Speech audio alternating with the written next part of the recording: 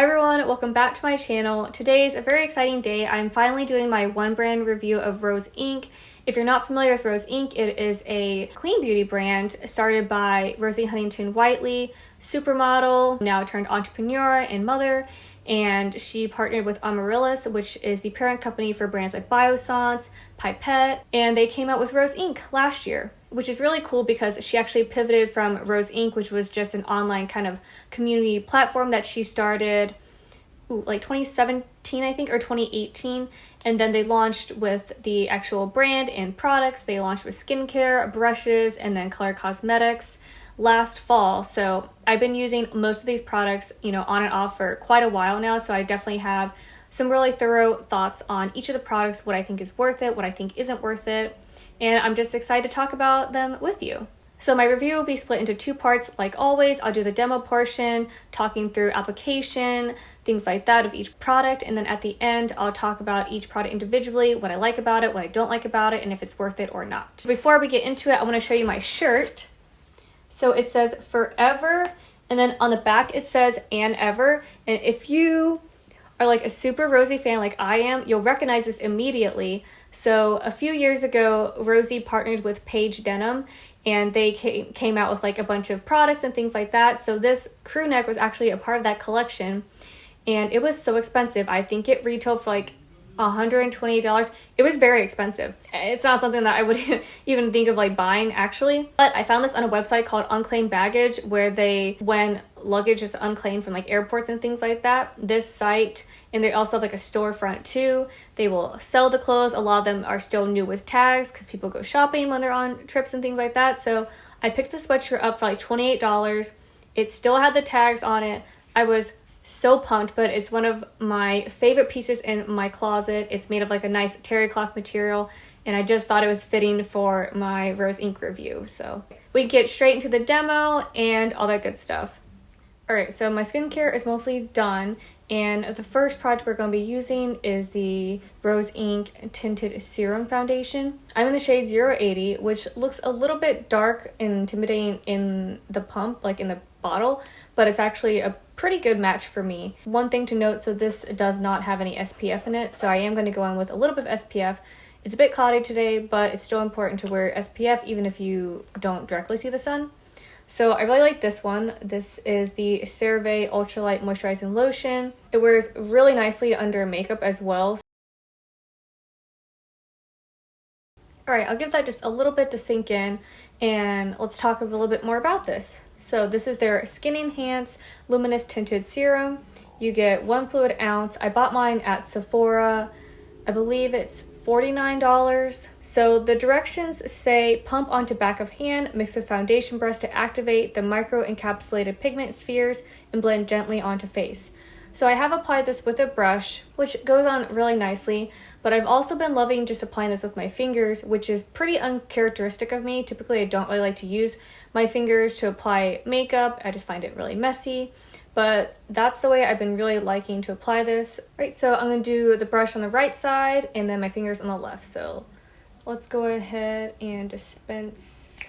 You don't really need a lot, but you can see it's luminous. You can see the little micro pigments. So I'm going to go in on this side of my face.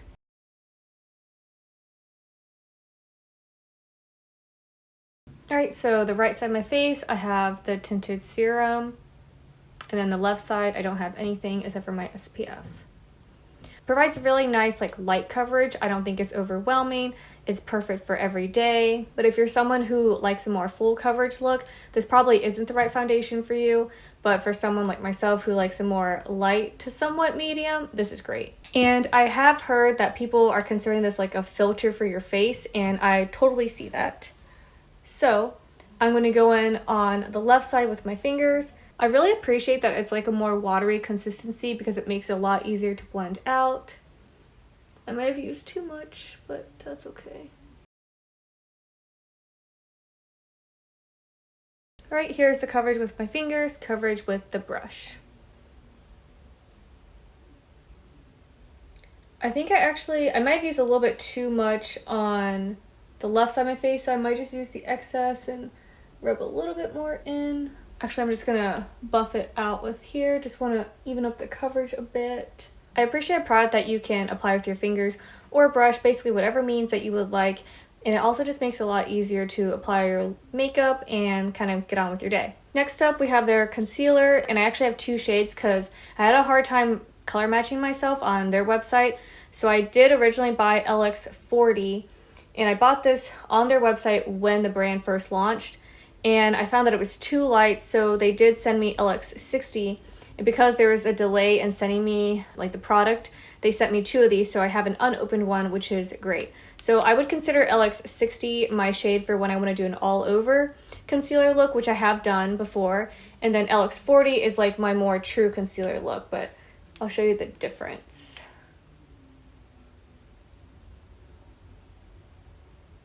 I'd say it's a very, very subtle difference. Anyways, the concealer is $30, which is, definitely in the more like luxury concealer price range, but honestly, I think it's the same, if not $1 cheaper than the NARS Radiant Creamy, which everyone loves, and I still have never used. Or if I have used it, I haven't used it in like ages, so I don't remember. But the doe foot applicator is gigantic on this.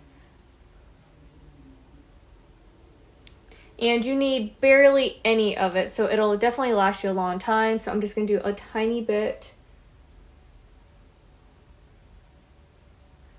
I barely put any, but it's because it's so full coverage, you don't need that much at all. So I'm going to go in with a concealer brush. So that's with my eye concealed, and that one not. And for concealers, I definitely prefer to apply them with a brush. I really like a more dense brush as well. So I think it's really nice. I'm not someone who's trying really hard to conceal my under eyes, but just a little bit of coverage is always nice. So they don't have a bronzer, and I'm actually going to skip the bronzer today just because I'm just not in the mood. Let's talk about their brow products. The brow products are my least favorite from the brand, and I'll get more into like my top favorites, what I think you can pass on later on in the video. We'll just talk about the brow products. So I have their eyebrow gel in Fill 01. This is their like clear brow gel, and this was free with my purchase, so it's got a pretty chunky spoolie. And they suggest to apply this first before any product, so we're gonna do that. I have very sparse eyebrow hair, so I'm not even sure if you're gonna be able to tell, but I'm not someone who typically uses a clear brow gel, so that was this product is already kind of a pass for me anyways, just because that's not what I typically use. The clear one I think could also be 26, but I know the tinted one is 26. So I did pick up the tinted one, and I have the shade Fill 05. And it's just very, very watery, which is not my type of brow gel. I do like the spoolie on this. I think that's fine. I think the color's fine. It's just way too wet of a formula for me. So I'm going to go in with this one. So here's what it looks like. So it does add some more color to it. It's not my favorite. It's not one that I reach for. And mine actually might be getting close to being tossed because I did buy this when the brand first launched last year. Let's do their blush. So I do have their lip and cheek color, and I have the shade Azalea. What I did was I picked up a lot of the shades that Rosie really likes, and I've been using this a ton because I love this shade so much. It took me a little while to find a brush that works really well because I didn't buy any of the Rose Inc brushes. So I bought this one from Shop Miss A. It's their AOA Studio High Def Brush F4. It's a really nice dense brush, which is I think perfect to apply like a cream blush of this nature. I might have applied too much, but I do love blush. I'm just going to use my foundation brush and kind of like blend some of that out. But it's a beautiful, beautiful shade, and I wear it all the time. I don't really use it on my lips. I think it's a bit drying on the lips, but it's beautiful. So they don't have any eye products. They didn't launch with any shadows or eyeliner or things like that, or mascara, which I thought was interesting. We'll come back to the eyes. They have two lip products. So this is their Lip Sculpt in Quartz. It's basically a crayon. And then they just launched the satin lip colors, which are their refillable lipsticks. And I love the kind of like curved, sleek packaging on the lipstick, and I love that the lid is magnetic because that's so nice. So one of the draws that I had toward the Lip Sculpt crayon is it paid homage to her Rosie for Autograph collection. And this unfortunately was never released in the States, but my husband Terry actually took a trip to like London a few years ago and things like that, did some backpacking through Europe.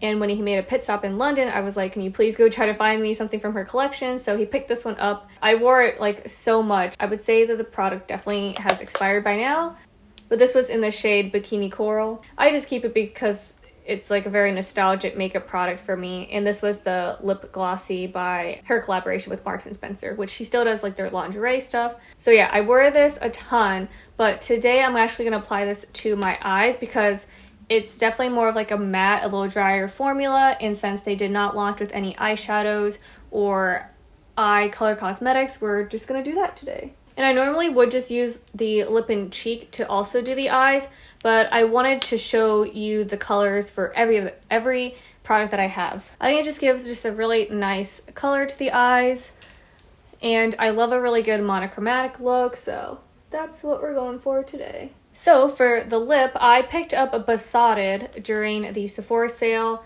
I think these are $28. Oh, the lip sculpt is $26. So I love this shade. It's like a beige pink, I think. See how perfect this shade is? I also really appreciate the flat top because it makes it so you don't need a lip liner since you're able to get kind of right into following the lines on your lips.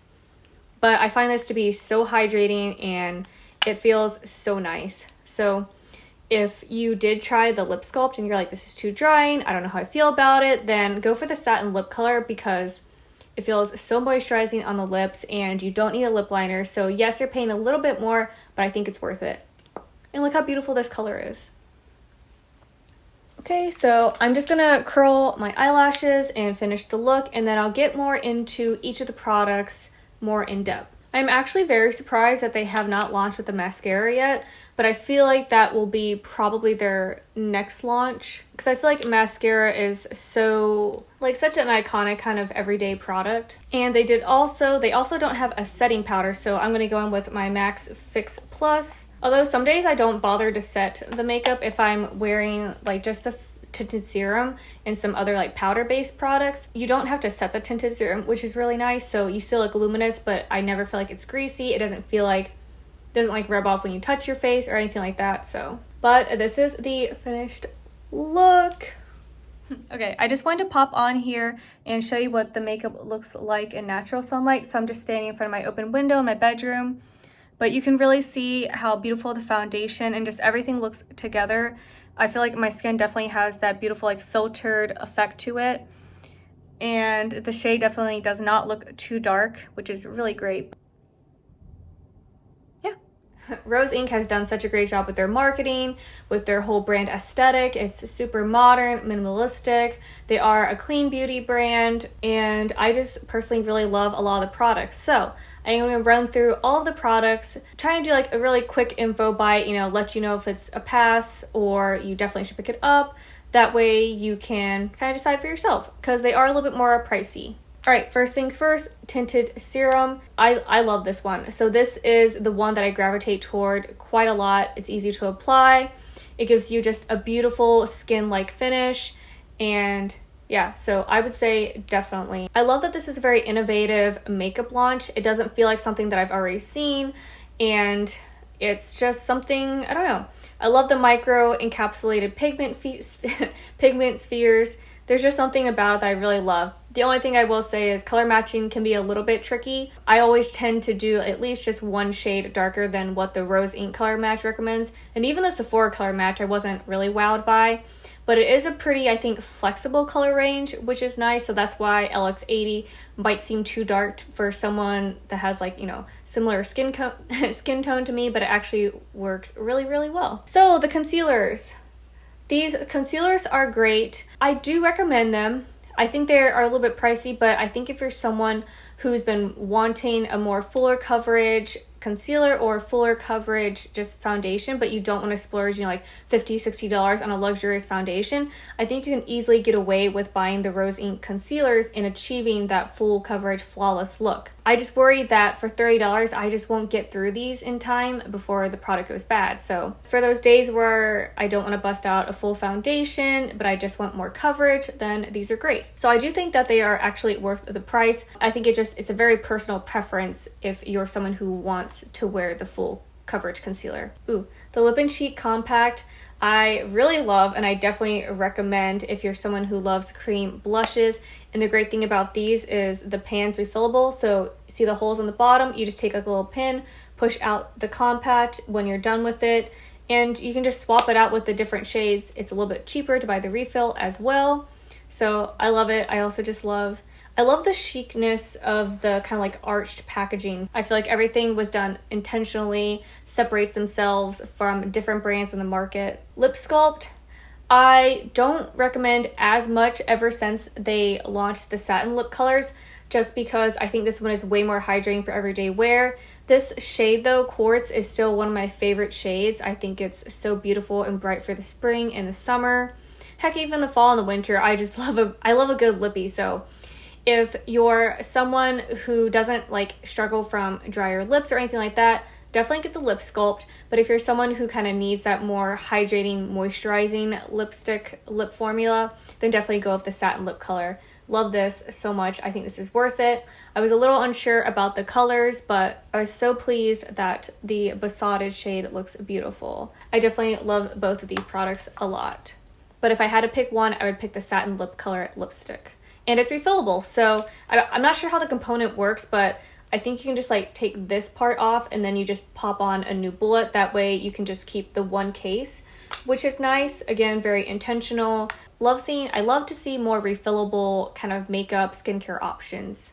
And then the brow products, which I had mentioned earlier, they're not my favorite. I think you can skip them. I'll link my favorite brow gel in the cards because I do prefer a more drier formula, and the one that I personally love is $19 versus $26 or $28 for this one.